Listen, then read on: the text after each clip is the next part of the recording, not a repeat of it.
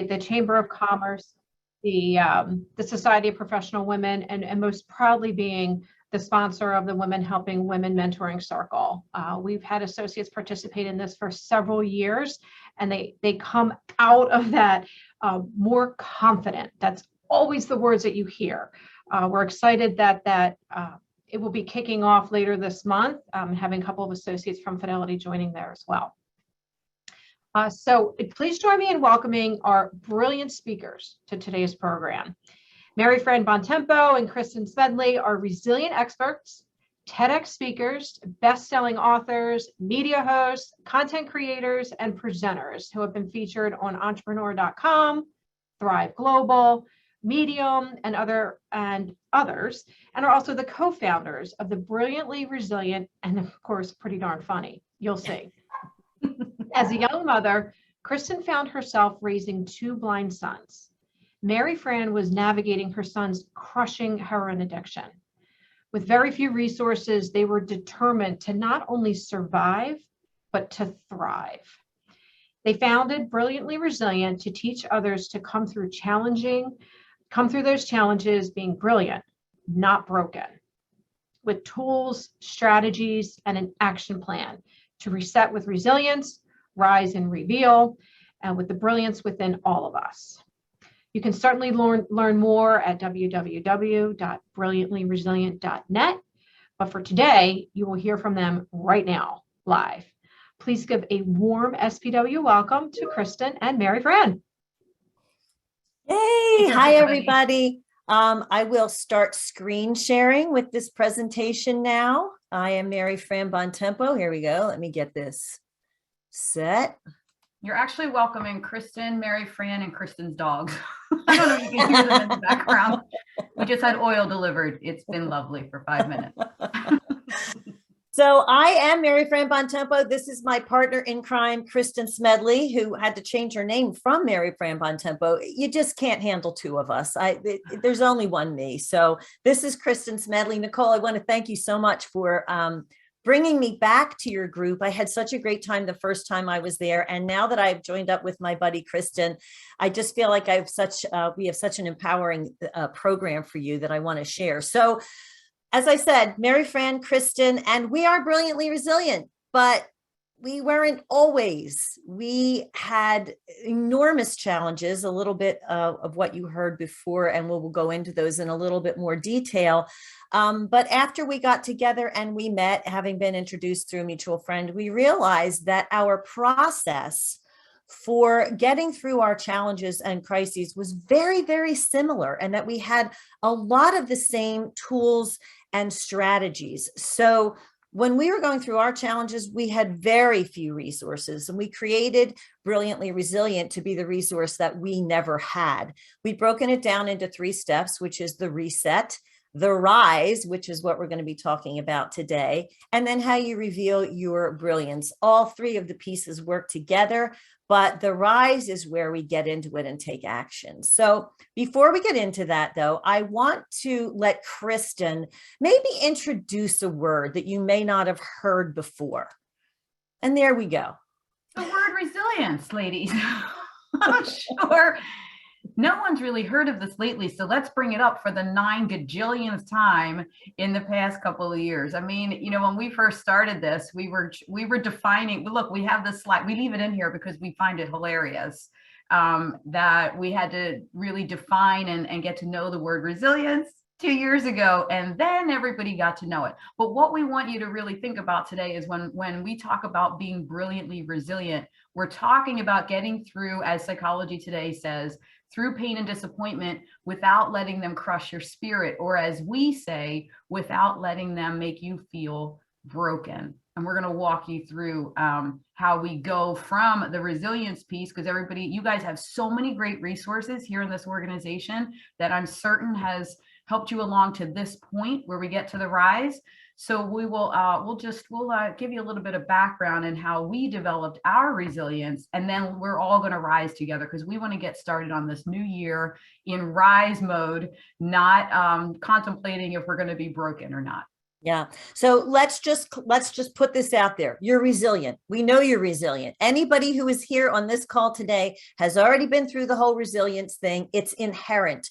We've named it in the last couple of years, which is why, we're all suddenly aware that we're resilient, but you got this. But the reason that we're resilient is because we have all had what we call train wrecks and sucker punches.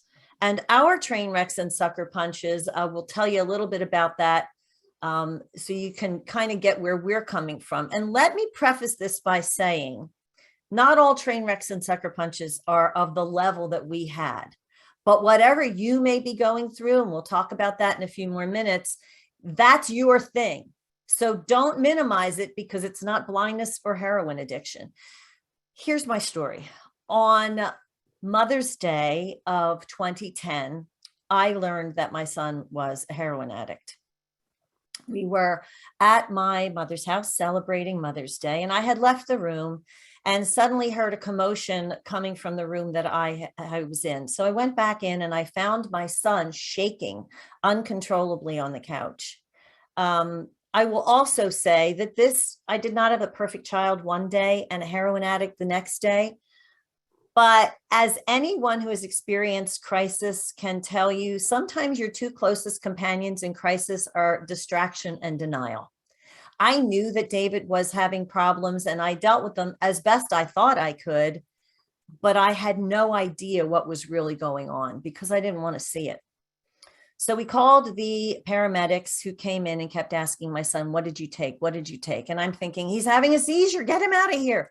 Of course, he didn't answer when we were inside the house, but when they got him into the ambulance, he told them that he had taken a pain medication that he had stolen from his grandmother because he couldn't get his hands on heroin that day. When we got to the hospital, the doctors told us about his heroin addiction, but also told us that if they could not reverse the effects of the medication that he had taken, because it was very high in acetaminophen, that he would need a liver transplant if he lived. This was my Mother's Day gift in 2010. This became the beginning of our journey into a nightmare that I would not wish on my worst enemy. But that was the sucker punch and the train wreck for me that started my descent into the pit, as Kristin calls it, and then my awareness that I had inherent resilience and I was going to climb out. Kristin's going to tell you her story now.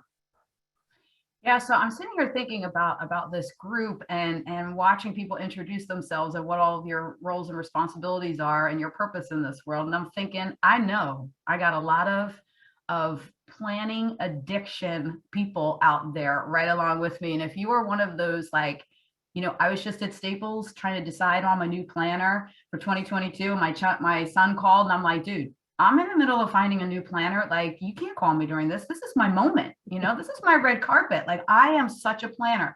If you're an obsessed planner like that, drop it in the chat. Like, yup, that's me. So I am a massive planner, but I am also, by design, a delirious optimist. I say it proud. I'm going to get a shirt made. I am a delirious optimist. So when you combine optimism with an obsession for planning, you can imagine, big shocker, that I set a ton of goals my whole life and worked hard and achieved them all. And I know that there's a lot of high achievers in this group too. So I feel like I'm with my people today. So I went my whole life, of course I have 4 brothers too. So I think I was also expected that I'd have my act together as those goofballs were like turning backyards into wiffle ball kingdoms and stuff.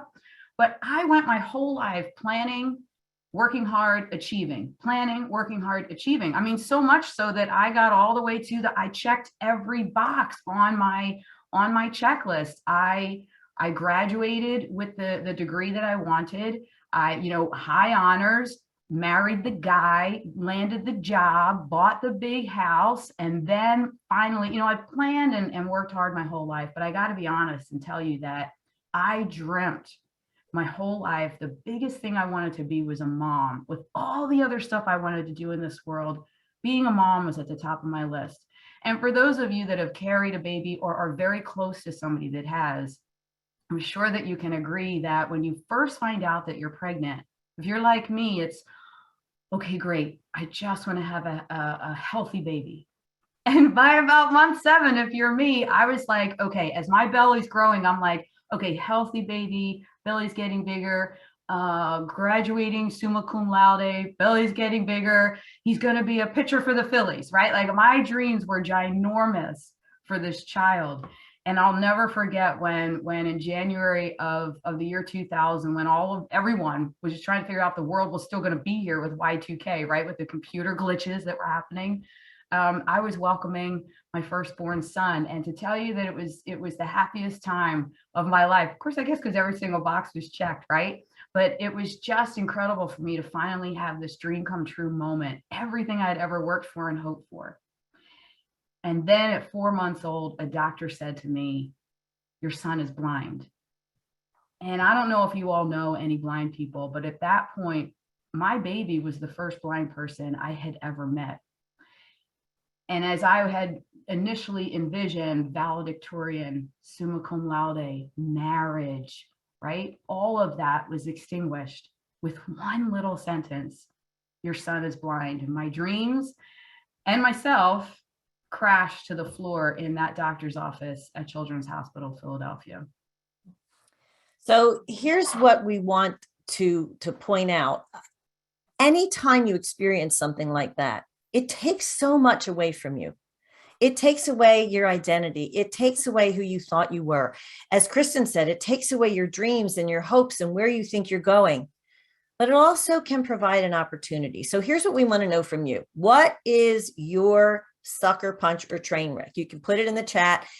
It could be something major as we've gone through. It could be COVID. I mean, who isn't exhausted by this whole thing? I mean, when is it going to end already?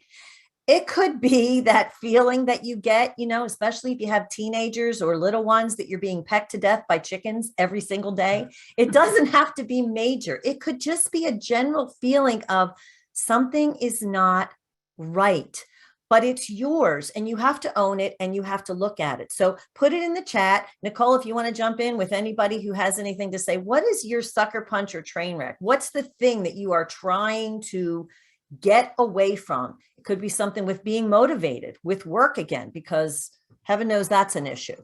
So put it in the chat. We'll take a look at that. And here's the other thing that we want you to know. It's not a blessing, right? You know how people say, oh, it was a problem, but it was a blessing. It's not a blessing. It's terrible. Okay, the workforce crisis in your industry is your current train wreck. Comparing yourself to others. Oh my gosh, it's the worst. Sucker, oh, your dad's Alzheimer's disease. We had issues with my father-in-law and with my mother-in-law. All of these. I see a couple coming through. Do you want me to read them or do you? Yeah, have go ahead. Go ahead, Yeah, Nicole. go for it. Okay, so I had seen comparing myself to others in my field. The workforce crisis in our industry is my current train wreck. The sucker punch impacting the families, the Alzheimer's, we just said that. Vaccination differences and family members. Yeah, Losing my tough. mom at a young age and now being without a mom, being a mom without her. A second miscarriage during COVID. So sorry, Leslie. So sorry. As you'll notice by these things, they really run the gamut. What we want you to understand is that your sucker punch or train wreck can be anything, and do not minimize it. Somebody said comparing themselves to others in their field. We also tend to do that personally, where we go, oh, well, I don't have it that bad, so my problem's not a big deal. If it's affecting your life, it's a deal. It's a big deal. And you have every right to look at that and figure out what it is so that you can begin to rise. And that's where we're going to go from there. We're going to go to the rise. And here's what we want you to know. Here's what I want you to figure out. This is Kristin's line, and I love it. Well, here's the thing, I'm thinking as I'm listening to those items in the chat being read off, I know that there's a lot of you that are like me that don't necessarily want to put them in the chat, and they're on your minds and on your hearts, and you might be thinking, oh, well, gosh, like me, a relationship, someone I was dating that just ended. That's not as big as, a blindness diagnosis or Alzheimer's. It is big. It's big when it happens to you, and it's big where you're at in your life. And then here's the other piece of this. It doesn't stop. dang sucker punches, we'll get through one and then another one comes and another one comes, right? And that's the core of why we do the work we do. Because if you're like me, several years ago, I was like, man, I've come through all of this. Why am I now facing divorce? Then I get through that. Why am I now having to deal with custody battles? Like, why does it keep coming? Because, ladies and gentlemen, that is this thing called life. This stuff just keeps coming, but I promise you, going through these steps of the rise, I take it, it's easier for me now. It's easier for me. I recognize what's happening, and then I put these steps in place. And at the core of all of it, when these sucker punches hit and I'm frustrated, angry, depressed, going for miles through Tyler Park, running away, and it's not getting any better, I ask myself, as soon as I find myself in that pit and don't know whether I want to take a step forward, do I want to come through this broken or brilliant? Because you guys, you're coming through. I mean, you're still breathing every day. You still got to get up the next day. If you got families that you're providing for, people on your payroll that you have to make stuff happen, you're coming through. But do you want to do that coming from a place of broken, which you're none of you. I'm looking at this list. I saw the list of the people that are involved in this organization. Nobody is here to live life broken. You all have a brilliant purpose in this world. And that is where we want you to get to come through this brilliant. And if you think about that definition of resilience at the very beginning, that first slide that we showed you, it said coming through crisis and challenge without letting it crush your spirit. So the fact of the matter is that resilience is a mental issue. It's a mental decision that you have to make. So you get to start every challenge and crisis making that decision. Do you want to come through broken or brilliant? And here's the next question that we want to ask you. And you have to ask yourself every time something like this happens. The beginning of the rise starts with a question. Are you just visiting this place of challenge, or are you going to live there? It's a very simple question that makes all the difference in how you approach it. Every single time that we have a challenge or a crisis or whatever, give yourself the time to whine. Give yourself the time to shake your fist. We are great fist shakers here. We scream, we yell, we say things to God that we probably shouldn't say, but we're visiting that place of challenge. We are not packing our suitcases and getting a nice squishy beanbag chair and squishing ourselves down and living there. You get to make the decision, and you have to make the decision or you are going to end up stuck. You're going to be in that beanbag. It's not a good place to be. You never get out of it. No, because then Mary Fran will call you and kick you out of it. As I've done many times with Chris. When I'm crying in my Jeep for too long over a sucker punch, then she's like, okay, here we go. We're moving out. We're moving out. So make that decision. That is the first step to the rise. Make the decision. Are you just visiting, or you're going to live there? You acknowledge, you experience, but then you make a decision that this event is not going to define the rest of your life. It'll influence it. It'll influence your decisions, but it's not going to be your entire story. So make that decision. And now we are going to rise. And the next step in that is what I call being a 15-minute master. When people found out and we didn't spread the word, like take up a billboard on 95, I'm not a Facebook poster. If you want to know about me in terms of my personal life, you're not going to find it there. I didn't go on Facebook and go, guess what? My son's a heroin addict. No, didn't do that. But because people didn't really know what was going on, when people heard little things, they would very well-meaning, loving family, friends and all, would say to my husband and I, well, you'll just have to take it one day at a time. And Dave and I would go, well, you've clearly never lived with an addict, because in the life with an addict, things change exponentially in minutes. And anyone who has had that experience, I feel your pain, but things change like that. We couldn't take it a day at a time. We couldn't take it half a day, an hour. We were down to 15 minutes at a time. So when you are going through a crisis or a challenge, sometimes, and especially at the beginning of it, the only thing that you can do is get through the next 15 minutes. Don't put any more pressure on yourself than that. For the people who had personal issues with Alzheimer's and the miscarriages, there are going to be times when you are so overwhelmed that you can do nothing but sit there and cry.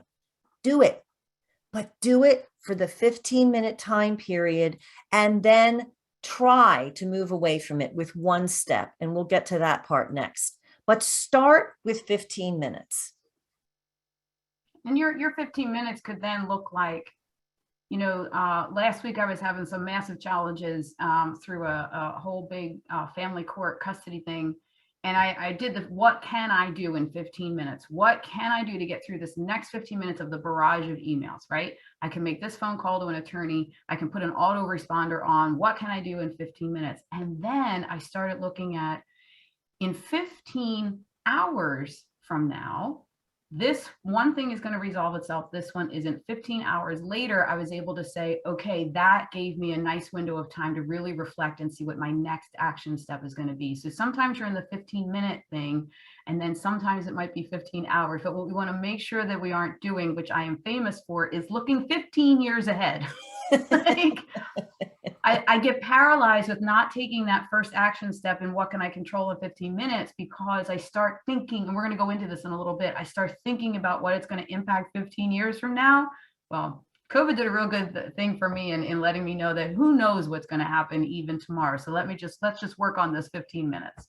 Yeah, live in that immediacy of the moment. We tend to think that these big challenges, we have to take on the whole thing. You're never going to be able to take on the whole thing. If you can take on the whole thing and solve it in 15 minutes, it's not a challenge. It's just life.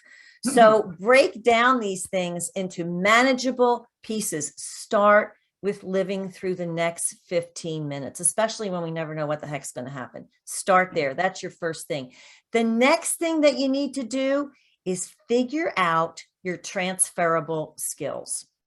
So we've got a bunch here on the screen. We just did like a really quick brain dump of what the skills are, and then we're going to talk about how you make them transferable. So if you want to scan through that real quick, analytical thinking, loyalty, observation, strategic planning, give some thought to what just those skills that just jump off the screen at you, like, that's me. My kids will tell you that logic is not one of mine. Excuse me. Maybe it's not my first skill, but anyway, passion, of course, Mary Fran put me in there as passion, but think about, and if you want to drop them in the chat, that those are the things that just jump right off the page, that is you, right? You may not have thought about this in a while, but these are the things that are at your core and trust me on this, because I did not believe this in the very beginning, that this was what actually was happening with me. That if you know these skills at your core and you keep them, like I, for a while there, had them on a Post-it on my monitor to remind myself when, it's kind of like you get that negative self-talk in your head. Oh, I don't listen well, and I'm just not creative anymore, and I'm depleted. I would keep them on my screen to say, Kristin, you're intelligent, you're extremely creative, you're really funny, even though some people don't think so sometimes. Just ask her, she'll tell you. I would tap into them. So as these things are happening, I'm like, wait a minute. How can my creative skills help with this? I'm a very good strategic planner. How can I get us out of this workforce issue right now? I have these skills. Let me implement them in this next section of my rise. And to give you a really good example, and I love talking with folks from around here in our hometown, because you probably heard of David Fajgenbaum, maybe not, who is a New York Times bestseller. He happens to be a good friend of mine in the rare disease community. David Fajgenbaum is at Penn, and he had quite the life as the football quarterback, with the super cute girlfriend, and he was on his way to having this amazing life, and then gets this rare disease where they said to the doctor was like, we've tried everything we possibly can, we can't save you. Now, David also had become a doctor. So now here he is as a doctor, and he's got this disease that nobody can cure. He is like the epitome of the example of he tapped into his skills, research, the medical jargon, and his extreme knowledge, right? And he developed a treatment to preserve his life to get and the disease is completely in remission. Then he goes a step further and builds this worldwide network for his rare disease so that he can provide treatments and treatment options, because now they're doing a couple of different things for the different mutations in that disease. But he builds this huge global network for Castleman disease because he had these incredible skills of putting information together. And then we had him on our show, right? He is so fun and he's so super cute to talk to and he's so grateful, right? We had him on the show to talk about all that. And he goes, oh, by the way, now we're putting a halt and using the entire global Castleman's network to research COVID and where it's all starting from, like all these different things that the scientific community couldn't figure out. And I'm like, of course you are, because, you know, you just wake up and now you're going to cure COVID. But he is such a great example of rising. I mean, think about it. You know, you're told there's no option and you're sitting there, and then he taps into those skills and works on this cure. Yeah. Quite And the way he did that, I think, is really interesting, because what David did was find a drug that was used for other things, for other, you know, diseases. And he figured out with his own skill set how that drug might be applicable to him. So again, you don't have to be curing a disease here, but these are the things that people say to you, hey, you're really good at this. Can you help me with whatever? These are the skills that your mind immediately goes to. Do you start breaking down problems right away? Do people come to you because you're a good listener? Do you have like a steel trap memory? I'm really good with that when it comes to recounting things that my husband said that he shouldn't have said. I remember all of it. Are you a good problem solver? Is it research? Communication? I mean, that's in this day and age, communication is a big one. So, and think about how those things can be used and transferred to different applications. That's kind of what we're talking about here. David took his skill set and he transferred it to a different application. The thing about transferable skills is some of them are learned. Some of them come very naturally to you.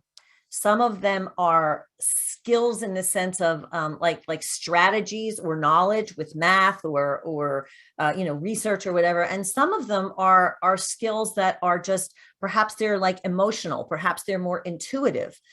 But that's why we kind of put this little list together, because people tend to put skills in categories. We want you to look at your whole skill set that makes up who you are and figure out how those skills are transferable. My friend, there's some really good ones being dropped in the chat box. People have, oh, good. What are really some have of a them? good knowledge of themselves, of, you know, you all are really dialed into the skills that you have, which is it's, you're already, you know, a leg up on getting the rise going, because you're in touch with this. I like this one: empathy, humor, and loyalty, all in one package. We got to hang out after and this. There's some of our favorites too. You can't, those are the kinds of things that you can't live without, like humor is the kind of thing that gets you through the day.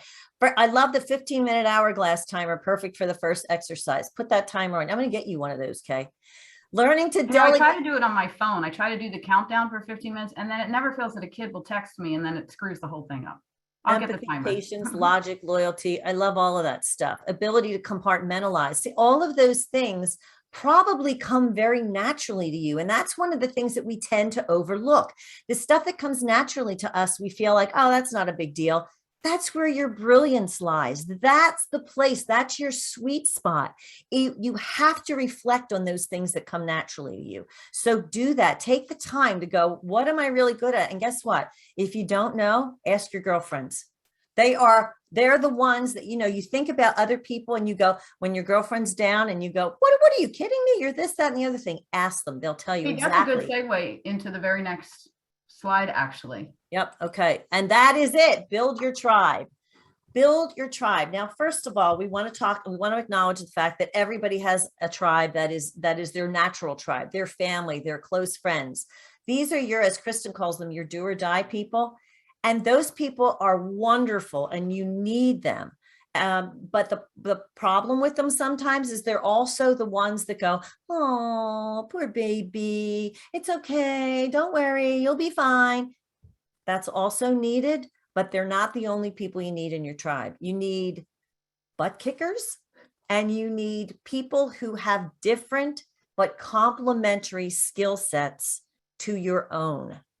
So when you take a look at what your transferable skills are, you are also going to notice what some of your transferable skills aren't. This is the place where you build your tribe. Whether you are addressing a specific challenge or a problem, this is where you start to look outside of your first and maybe even second level contacts. This is a place where LinkedIn is like a miracle builder as far as I'm concerned. Well, Because and this tribe right here in the organization. exactly, this group of people right here, if you don't know the people in this tribe, get to know them, because I will guarantee you that there are at least 2 to 3 to 5 people within this very organization that have skill sets that are complementary to your own. And because they're members of this organization, they also are going to have another component, and they are probably going to share your skill sets and your values. Your values are so important. We had the pleasure of meeting the guy who created Pictionary on our show. He's the coolest guy. His name is Rob Angel, and we've interviewed him a couple of times. And one of the things that Rob has said is you want to find people with skill sets that complement your own, but also they must share your core values, meaning your hearts and your guts have to be aligned. Because when your hearts and guts are aligned, and we talk about values, that's actually part of the reset piece that we do in the very beginning. But when we talk about your values, when your values are aligned with other people and then you add complementary skill sets, you have the perfect combination of a team that is going to help you get across the finish line.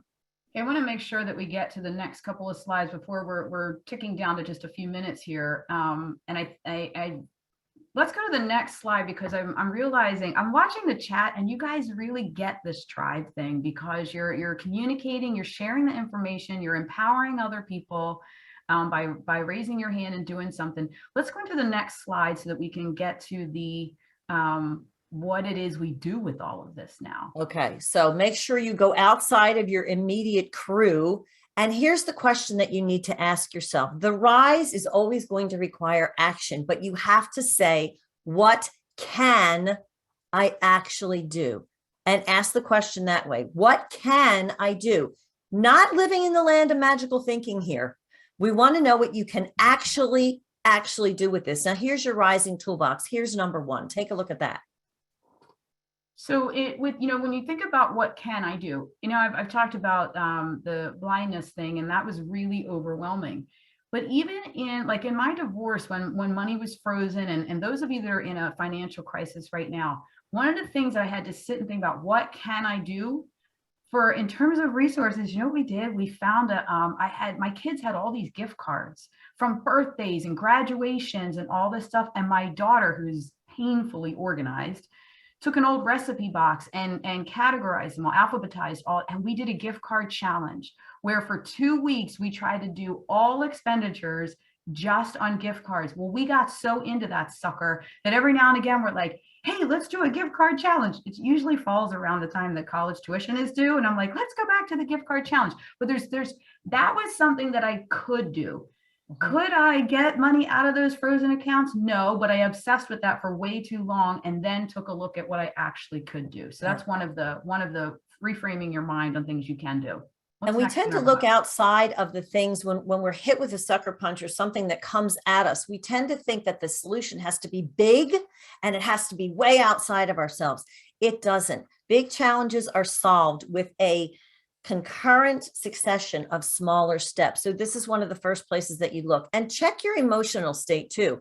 If you're in the sad state, you got to get rid of that. But I personally have found that anger can be a very positive emotion in terms of getting something done. Both Kristin and I were like, this is not going to happen to our children. We are going to do something about it. So use those things as fuel. Let's hit up the rest of next. We've got your skills and talents. We talked about your skill set. You're going to go to that for your rising toolbox. Then we've got your tribe. Who is in it? Who can you add to it? And then here's your next thing. What is your action step? Notice the singular there. What is your action step going to be? We're talking one action step here, one single step. let's everybody give some thought to where you are in the midst of your stuff right now, what we've talked about. Just let's give thought, have it kind of circulating in your mind of what your next action step is going to be. And we can talk about this in the breakouts if there's time for that, because I don't want us to miss out. We're ticking down here and I don't want to miss out on this is the next slide. I'm going to have Mary Fran talk about this because she coached me through this during COVID and some things that went on in my life. And it is the number one thing that keeps me taking action steps that I'm able to do. And I kind of hinted at it before. Mary Fran, click to that one and I'm going to listen to you all over again to learn even more. Initiate your one action step, but do not be married to outcomes. That's hard for us goal setters. I get you all. It's hard. We want to check that box. Do not be married to outcomes. You're going to initiate an action step. And one of two things is going to happen, something or nothing. But the something is not always what we want to happen. And when it isn't, we go back into this pit and we're like, oh my God, what am I going to do? And we wring our hands and all. You have to be open-minded enough to let the situation evolve. How many times do your plans work out? I mean, I'm just going to ask, how many times anybody that has had a bunch of days where everything is going according to plan, please let us know in the chat because I want to become your follower. Because it never happens. I'm moving in with them if it all goes according to plan every day. I'm hanging in the wrong place. We need to know. Do not be married to outcomes. If you take nothing else away from this, take this away. Anytime you initiate an action step, and let me just back up a little bit and say, if you're not sure what your action step could be, you have three choices. You can do something active. You can step away and do nothing. Sometimes things just need to unknot themselves. You don't always have to be the fixer. Sometimes you can back away and you can retreat. So you can do something, you can do nothing, or you can do retreat. But whatever of those things that you do not be married to outcomes. Kristin and I initiated a lot of things with our skill sets just to put them out there and see what would happen. And here's all the stuff that happened for us. TEDx speakers, authors, Kristin's a nonprofit founder. We didn't plan on any of this. But because we lived with these RISE principles, this was like the World Dominators one. Mm-hmm. In our own minds. Here's the recap. You're going to rise with the resources you have. First, you're going to make that decision. You're not going to live in that place. You're going to rise with your resources. Kristin? And then you're going to look at those transferable skills and talents. Guarantee, if you have to put them on a post-it on your monitor to remind you over these next couple of months, do it. That's what helped me. Then you're going to build your tribe. Who can you add to your tribe, or who can you tap in your tribe that's there that you haven't tapped in a different way to add to your own skill set who complements your values? Okay. And then you're going to figure out what you actually can do. And you're not going to be married to those outcomes. Take off the bride veil. We are not married to the outcomes. We are moving on. And here's, everybody asked us about our kids. This is Michael, Mitchell, and Carissa. Kristin's beautiful, beautiful family. I did end up having a second blind child and then a sighted daughter. And my sighted daughter happens to be the klutz. Figure that one out. She can see bangs into everything.